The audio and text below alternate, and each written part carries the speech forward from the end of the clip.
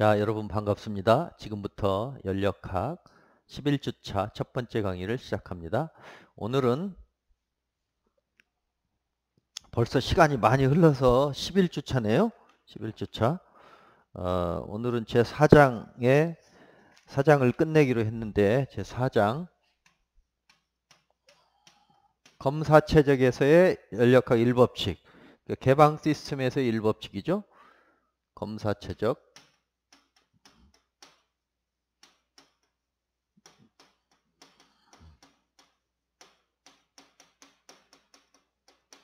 검사최적에서의 1법칙. 그래서 지난 시간까지 쭉 그 사례를 들어서 개방 시스템의 1법칙 적용한 문제를 풀어왔어요. 사례 예를 들어서. 그래서 노즐 했었고, 노즐과 디퓨저 예제 하나 풀어봤죠. 노즐 문제. 그리고 뭘 풀었지? 터빈 문제 풀어봤고, 그 다음에 펌프나 압축기, 펌프 또는 압축기 문제 풀어봤고, 그 다음에 열교환기까지 풀어봤어요. 열교환기. 그리고 이제 오늘 마지막으로 그 커필러리 튜브 또는 압력을 떨어뜨리는 장치, 다공성 물질, 커필러리 튜브 또는 팽창 밸브 이런 걸 이제 한마디로 교축 장치라고 불러요. 교축 장치. 그래서 이 교축 장치에 대해서 알아보고, 그 다음에 이제 남은 부분이 뭐냐면, 이거 여기까지는 다 정상 상태. 실제로 우리가 시스템을 돌리면 처음에 시작해서 어느 정도까지는 비정상 상태로 가다가 시간이 가면 이제 정상 상태 운전이 되잖아요. 그런 정상 상태 조건이 주요한 주된 설계 조건이니까 우선 1차적으로 정상 상태를 메인으로 해서 다뤘고, 그러나 이제 처음 기동했을 때 정상 상태까지 갈 동안 시간에 따라서 내부의 시스템 내의 유량도 다 달라질 수 있고, 또 에너지 상태도 변할 수 있는 그런 비정상 상태도 다뤄야 돼요. 그래서 그 비정상 상태 또는 이걸 이제 과도 상태, transient, unsteady 또는 transient 상태, 거기까지 이제 다뤄볼 거예요. 그래서 이 모든 것은 다 지배방정식에서 풀었잖아요. 그래서 질량 보존식과 에너지 보전이죠. 에너지 보전. 이 두 가지를 가지고 풀었죠. 유체역학이라면 질량 보존과 운동량 보전 가지고 주로 하는 거고, 연력학은 질량 보존과 에너지 보전 가지고 다루는 거고, 열 전달은 이제 세 가지 다 질량 보존, 운동량 보전, 에너지 보전. 그 세 가지를 같이 다룹니다. 그래서 3학년 때는 이제 연력학과 유체역학의 베이스를 가지고 열 전달을 하는 거예요.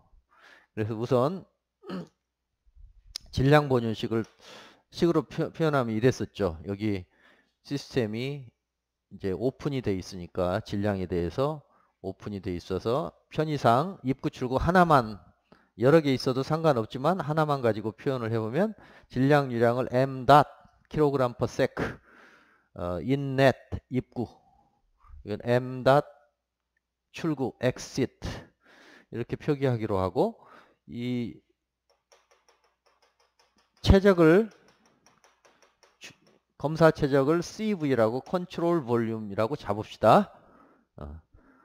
밀폐 시스템에서는 그냥 컨트롤 볼륨 자체가 컨트롤 매스였어요. 질량이 들어가고 나가고 없으니까. 그러나 이제 이 개방 시스템에서는 이 최적을 고정시켜 놓고 봤을 때 들어가는 거, 나가는 거 이런 것들을 추가적으로 고려를 했었죠. 그래서 질량 보존식을 써보면 이 안에 시간에 따른 질량의 변화, 이렇게, 또는 그냥 m.cv로 써도 되겠지만, 이것은 dm dt 컨트롤 볼륨 내에 시간에 따른 질량의 변화는 들어오는 질량 유량과 나가는 질량 유량의 차이에 기인한다. 들어오는 것과 나가는 것이 일정하면 여기는 변화가 없는 거죠. 들어오는 게 더 많으면, 나가는 것보다 많으면 여기 점점점 이 안에 질량이 늘어나는 거지. 이런 게 이제 비정상 상태가 되겠고, 이걸 0으로 했을 때가 정상 상태가 되겠죠. 들어오는 것과 나가는 것과 같으니까 이 안에 시간에 따른 변화가 없는 상태. 이게 정상 상태. 에너지 보존식에서도 마찬가지죠. 에너지, 시스템이 가지고 있는 에너지의 컨트롤 볼륨 내 에너지 변화를 따졌을 때 들어가는 열 전달률, 컨트롤 볼륨으로 들어가는 열 전달률, 만약에 여기 이렇게 뭐 팽창을 한다거나 하는 팽창기구나 압축기구나 이런 거면은, 팽창기구면은 W 닷 파워가 나오겠지. 이렇게. 그래서 들어가는 열과 외부로 행하는 일, 이렇게 하면 이게 이제 밀폐 시스템에서의 열역학 1법칙에 해당하죠. 요 CV만 없애면. 그런데 이제 여기 개방 시스템에서는 들어가는 시스템 안으로, 컨트롤 볼륨 안으로 들어가는 질량 유량이 있고 얘가 동반하는 에너지가 있죠. 운동 에너지, 위치 에너지, 그리고 내부 에너지. 거기에 추가적으로 밀고 들어가는 에너지, 유동률이라고 하잖아. 그래서 그걸 한꺼번에 쓰면 엔탈피, 즉 엔탈피는 내부 에너지 더하기 유동률. 이렇게 이미 했으니까 다시 한번 지금 요약하고 넘어가는 거예요. 그래서 엔탈피, 그 다음에 운동 에너지, 최적당 운동 에너지 2분의 VI의 제곱 더하기 GZI 위치 에너지. 그죠? 또 더하기, 들어가는 거니까 더하기, 나가는 거는 M.E의 엑시스에서의 질량 유량, 그 다음에 가지고 나가는 엔탈피, 그 다음에 운동 에너지, 위치 에너지. 주로 이 두 가지는 무시되는 경우가 거의 대부분이에요. 노즐처럼 속도가 굉장히 빠를 때는 요건 살려줬었지. 거의 다 위치 에너지는 무시됐었고, 노즐에서만 속도는 좀 같이 고려했었고, 그 외에는 거의 무시되는 경우가 많았다. 이걸 참고하시고, 정상 상태일 때는 요게 0이 되는 거죠. 이렇게. 그래서 지난 시간에 정상 상태의 예제 문제, 노즐, 터빈, 압축기, 열교환까지 했고, 이제 교축 장치를 할 차례인데, 자, 교축 장치.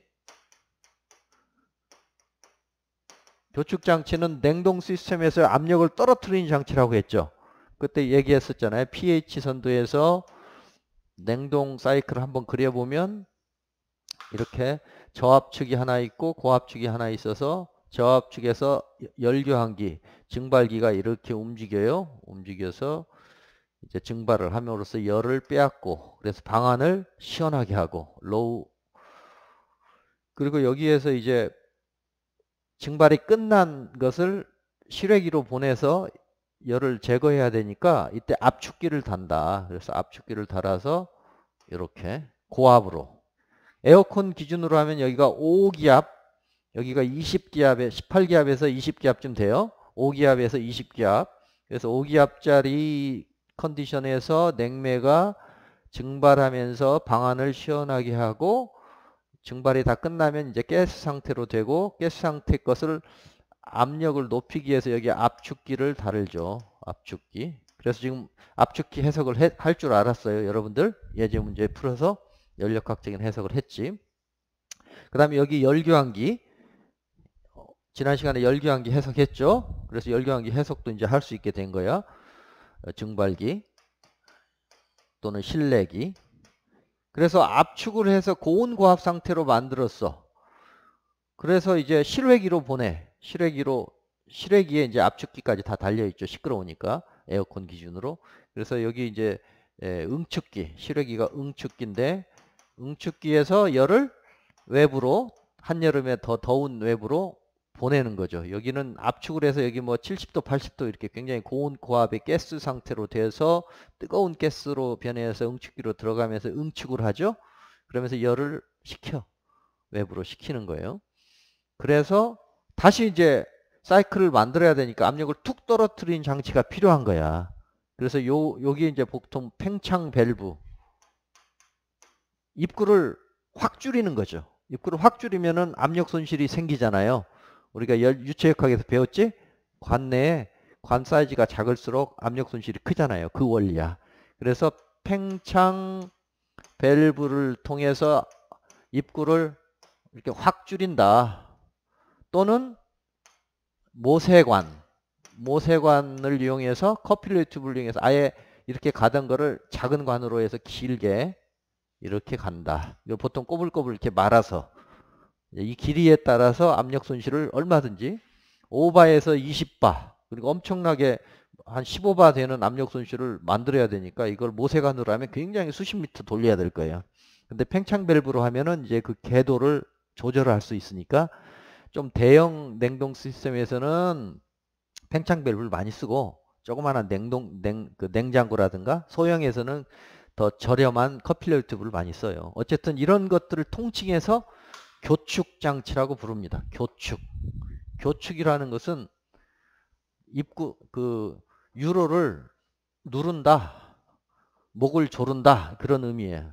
스로틀링이라는 게 이제 교축하다.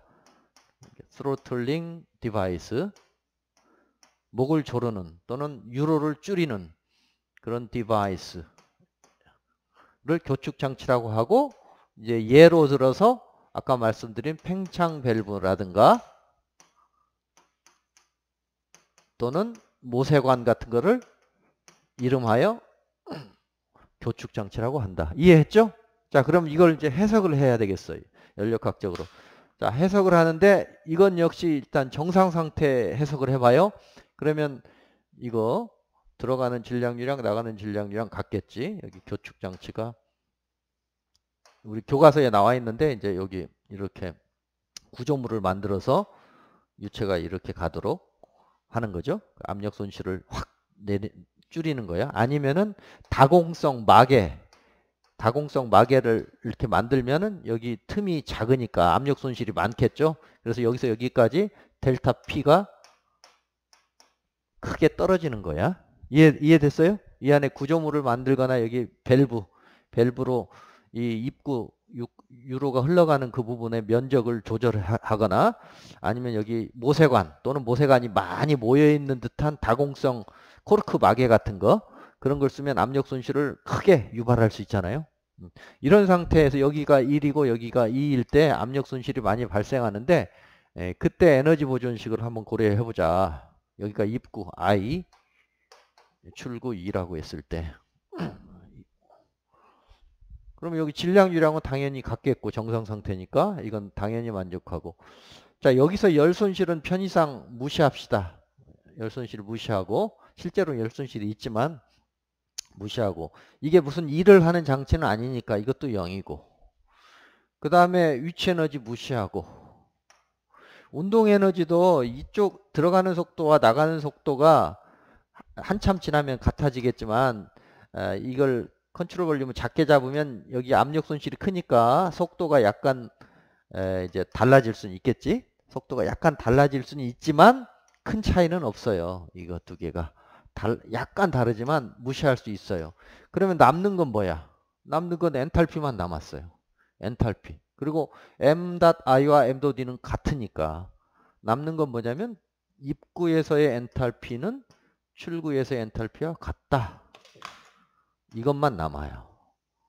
아주 쉬워. 가장 그 질량 보존식과 에너지 보존식을 두 가지를 가지고 가장 심플한 식으로 바뀌는 경우가 교축 장치야. 보다시피. 그래서 등 엔탈피 과정이죠. 알겠어요? 그래서 아까 냉동 사이클에서 pH 선도, 압력과 엔탈피 선도라고 그랬어요. 그래서 이렇게 투페이스 영역을 이렇게 그리고 여기 기체 상태, 여기 액체 상태, 여기는 임계점. 그랬을 때 냉동 장치는 증발기는 저압축, 응축기는 고압축. 그 저압축에 열교환기를 하나 달고 그 다음에 증발기를 달고 압축기를 달고 그 다음에 응축기를 달아서 운전한 다음에 약간 관행 상태로 만들어준 상태에서 내려서 이제 팽창 밸브 이 내릴 때 수직으로 떨어져요. 이론적으로 수직으로 등 엔탈피 알겠어요? 그러니까 여기에 지점의 엔탈피를 알고 있으면 H1이라고 하려면 여기는 그냥 자동으로 아는 거예요. H2 이해됐죠? 그래서 앞으로 그냥 교축 장치하면 등 엔탈피라고 이해를 하셔도 되겠어요. 자, 그럼 예제 문제를 한번 풀어봅시다.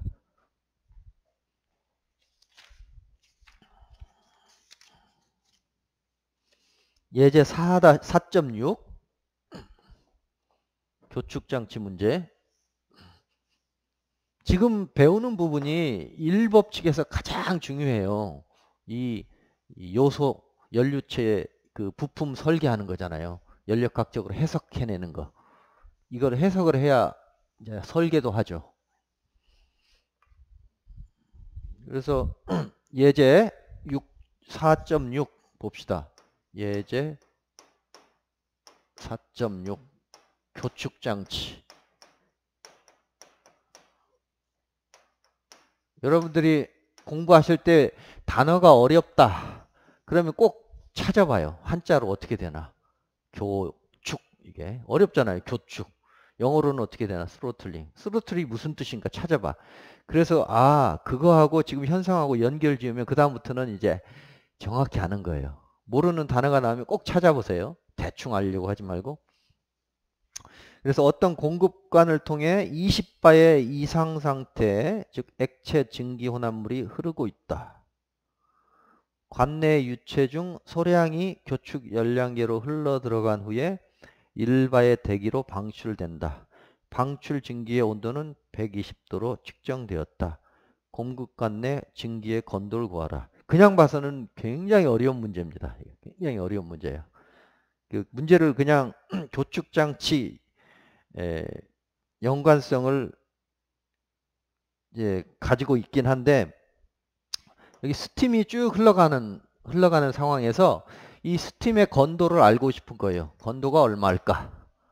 여기 지금 투페이스 상태 스팀이 쭉 흘러가고 있어. 이 건도를 알아야 될 필요가 있겠지. 예? 그랬을 때 여기에 일부를 추출해서 여기 뭔가 장치를 다는 거예요. 교축 열량계라는 걸 달아. 교축 교축 조건을 이용해서 교축 열량계 달아서 이제 온도도 측정해야 되겠죠. 여기 온도를 측정해 보고 여기 이제 출구에 적절히 밸브를 달아서 여기 조건을 이제 따져보는 거예요. 그래서 여기가 지금 조건 1이고 나가는 조건이 2라고 했을 때 지금 1의 조건은 얼마냐면 20바. P1은 20바 고압이네요. 그 다음에 이상 상태, 투페이스 상태야. 그래서 관내 유체 중에 소량을 교축 열량계로 흘려보내면서 여기 1바, 여기는 이제 P2는 대기 상태니까 1바가 되겠죠? 1기압, 1바로 방출해. 그때 온도는 T2는 120도로 방출한다. 이랬을 때 건도를 구하여라. 교축 열량계를 이용하면 이 1의 상태의 건도를 알 수 있다는 뜻이에요. 그러면 저걸 잘 이해를 해야 돼. 이해를 하려면 저 상황을 물리적으로 이해를 해보려면 그래프를 한번 그려봐요. TV 선도상의 투페이스 영역을 이렇게 그린다고 치면 지금 고압축 20바니까 고압이야. 20바에 해당하는 어떤 온도가 있겠지. 증기 20바면은 온도는 몇 도인가? 표를 보고 찾으면 될 거야. 온도가 여기에 20바에 대한 온도를 찾아봐요. 그러면 여기 어떤 온도가 나올 텐데 20바 압력은 P1은 20바 뭐 굳이 찾아보려면 이 온도를 몰라도 되긴 됩니다. 푸는 데는 지장 없어요. 그러나 이제 궁금해서 찾아보실 분들은 뒤에 20바에 대한 수증기의 포화 압력을 찾아보면 되지. 그래서 우리 교재 522페이지 20바에 해당하는 포화 온도는 212도네. 212.4도. 그래서 여기가 T1은 212.4도씨 포화 P1에 대한 포화 온도니까 이렇게 되겠죠.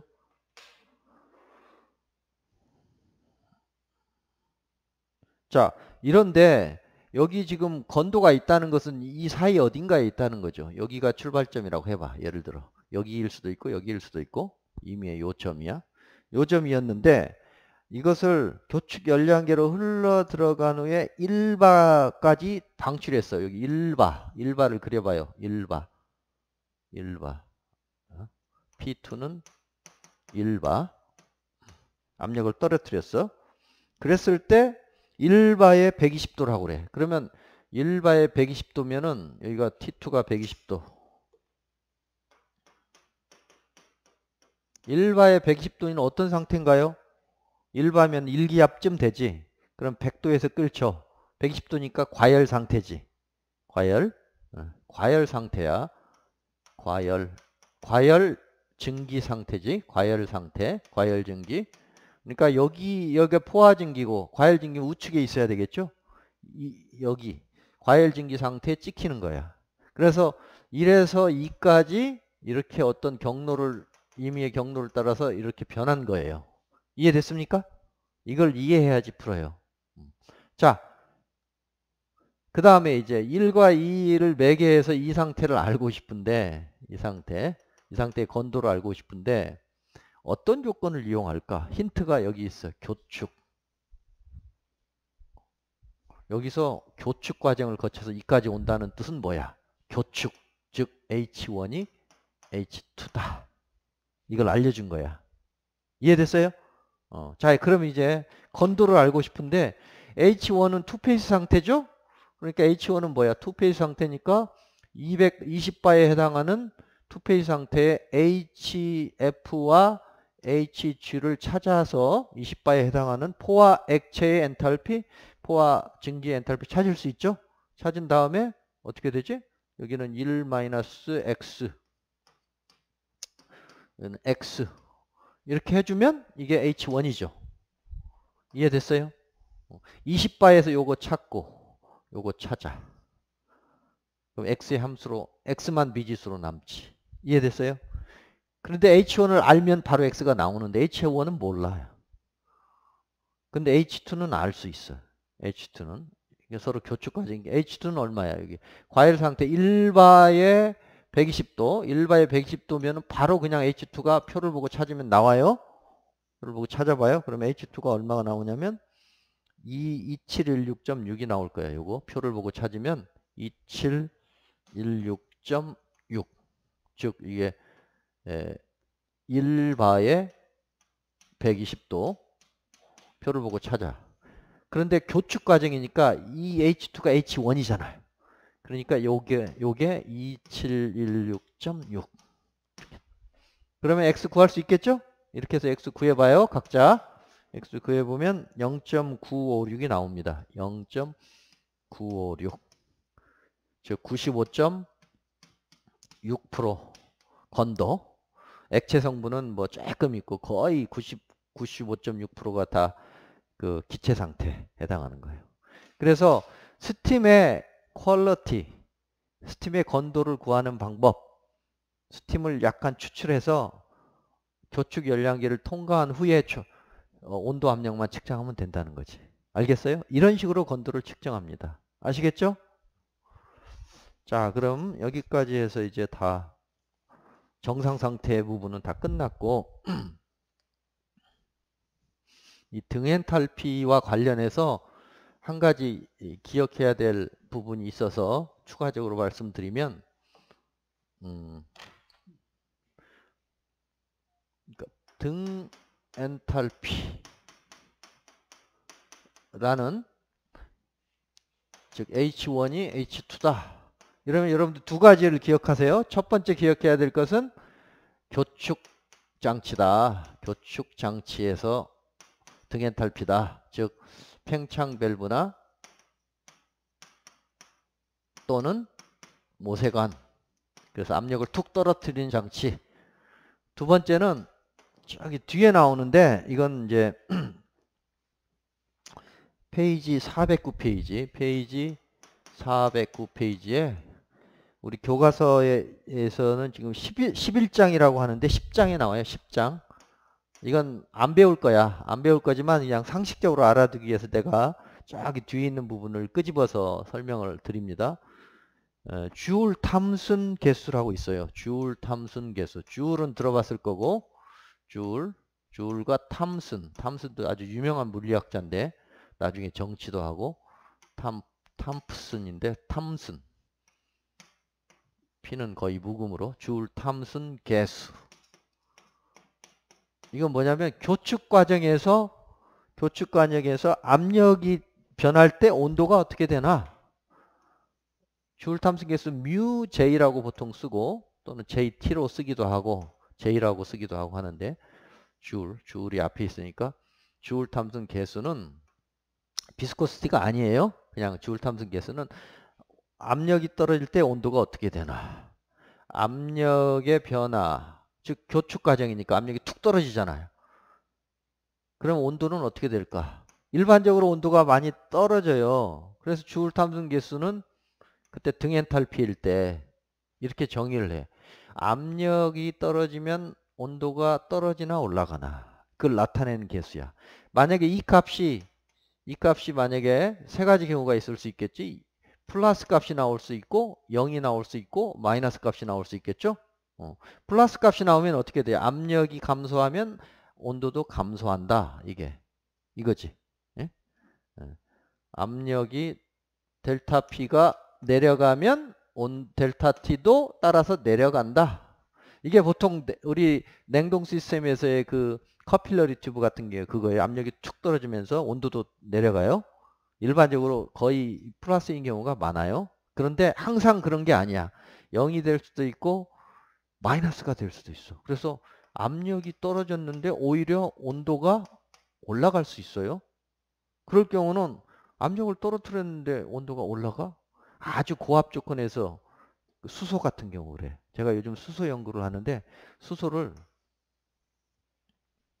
여기 뭐 어떤 압축기를 이용해서 수소를 고압으로 예를 들어 700바 700바까지 올렸다. 그래서 이제 700바에서 압력을 해서 뭐 300바로 낮춘다.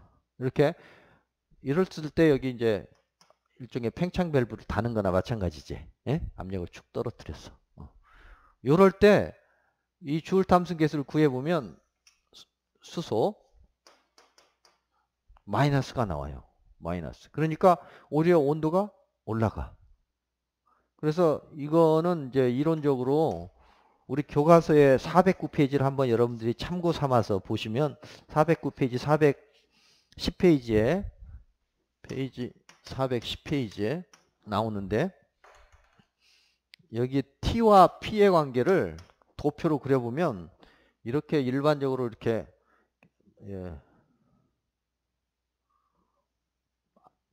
어떤 특정한 영역에서는 기울기가 플러스가 이렇게 나오고 영역을 지나면서 마이너스가 이렇게 나오더라. 이렇게. 그래서 여기 이쪽 부분이 이제 뭐야? 플러스인 부분이 기울기가 봐봐. 기울기가 델 P분의 델 T. 이거 플러스인 부분에 해당하고 이거 마이너스에 해당하는 거고 여기는 이 선은 0에 해당하는 거지? 0에 해당하는 거. 그래서 여기 기울기가 역전된다고 해서 이 선을 뭐라고 부르냐면 역전선이라고 불러요. 역전선. inverse line. 예를 들어 수소다. 수소 고압 수소면은 여기 이쯤에 해당해. 그러니까 이쯤에 해당하니까 압력을 떨어뜨리면 온도는 올라가요. 냉동장치의 그 모세관 같은 경우 요 정도에 해당해요. 그래서 거기는 압력을 떨어뜨리면은 어떻게 되지? 압력을 떨어뜨리면 온도도 떨어져.